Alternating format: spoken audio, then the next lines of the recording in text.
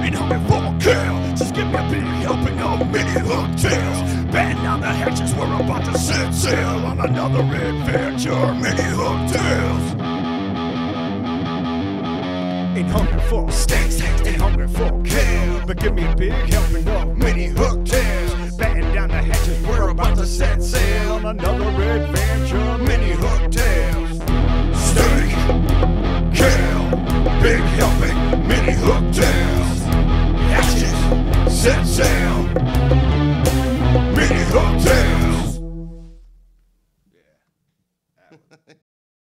There's a while there, and I don't even know the timeline or when it happened, but we worked with a music promotion company called Aspen out of Minneapolis. For a while there, we started going through a booking agency, which was kind of cool at first because they would get us shows all the time and played at a few really cool places like Station 4 and played at this like little theater that was in Dinkytown. I mean, we played some pretty dope places.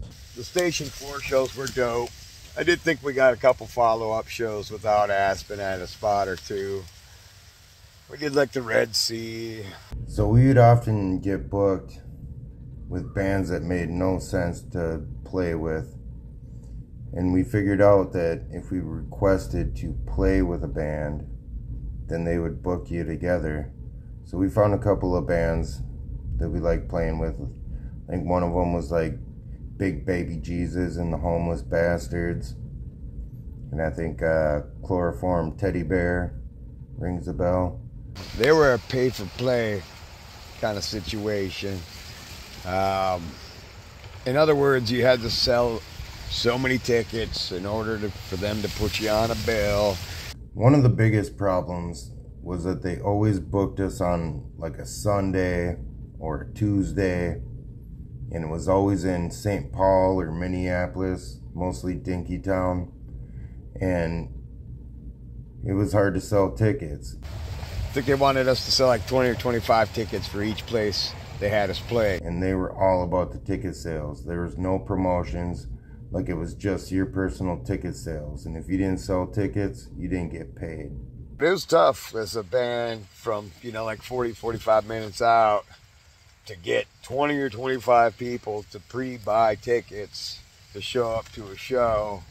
And each time it was a hustle. I think a few times we ended up sinking our own money into it. And that they knew that, man. They had a bunch of opening, you know, up-and-coming bands playing with them. And they knew it was a hustle, man. It was all the fucking, it was a scam. A lot of shows were unorganized.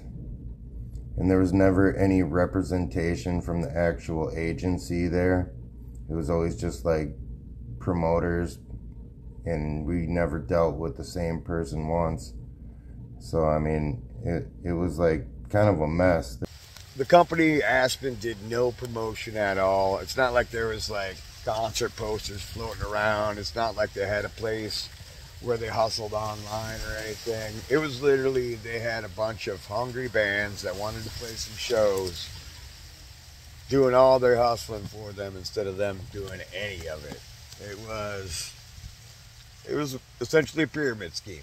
I don't recall how long we were with them, but it all came to a grand conclusion one night, and you wait for the next episode and I'll tell you all about it.